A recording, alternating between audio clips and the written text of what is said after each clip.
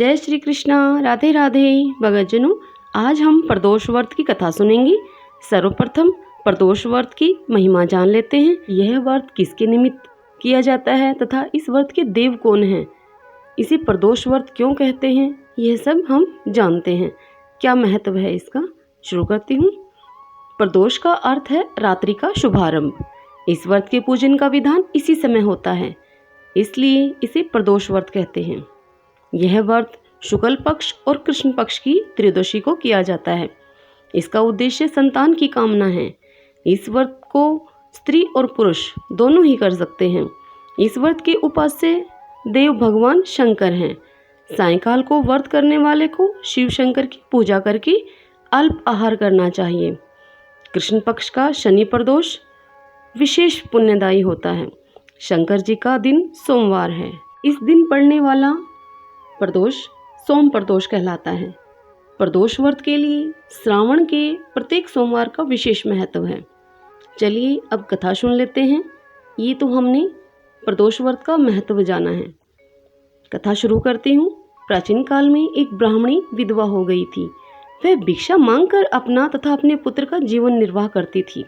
वह अपने पुत्र को लेकर घर से सुबह निकलती और रात्रि को घर वापस लौटती। एक दिन उसे विदर्भ देश का राजकुमार मिला।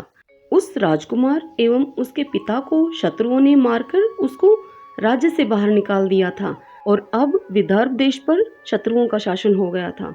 इस कारण वह अब मारा मारा फिर रहा था, क्योंकि उसके पिता की महाराज की मृत्यु हो चुकी थी।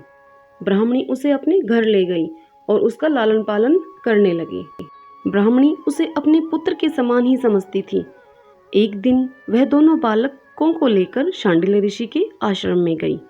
ऋषि से भगवान शंकर के पूजन की विधि जानकर वह प्रदोष व्रत करने लगी। अब कुछ समय पश्चात एक दिन दोनों बालक वन में घूम रहे थे, ब्राह्मणी का बालक और उस राजा का बालक। उन्होंने वहां गंधर्व कन्याओं को क्रीड़ा करते हुए देखा। ब्राह्मण कुमार तो घर लौट आया वापस, परंतु राजकुमार अंशुमति नामक गंधर्व कन्या से बात करने लगा।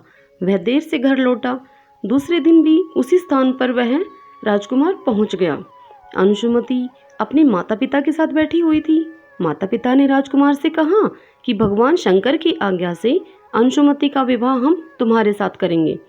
राजकुमार शादी के लिए तैयार हो गया और इस प्रकार राजकुमार और अंशुमति गंधर्व कन्या का विवाह संपन्न हो गया। तत्पश्चात उस राजकुमार ने गंधर्व राजा विदवृक की विशाल सेना लेकर विदर्भ देश पर अधिकार कर लिया, जो कि पहले उनके राज्य में था, बाद में शत्रुओं ने उनसे छीन लिया था। उसने ब्राह्मणी एवं उसके पुत्र को अपने महल में आदर के साथ रख लिया तथा उसने ब्राह्मणी के पुत्र को अपना मंत्री बना लिया। वास्तव में यह सब उस ब्राह्मणी के प्रदोष व्रत करने का ही तो फल था। बस उसी समय से यह व्रत संसार में प्रतिष्ठित हुआ। ओम नमः शिवाय। जय श्री कृष्ण, राधे राधे।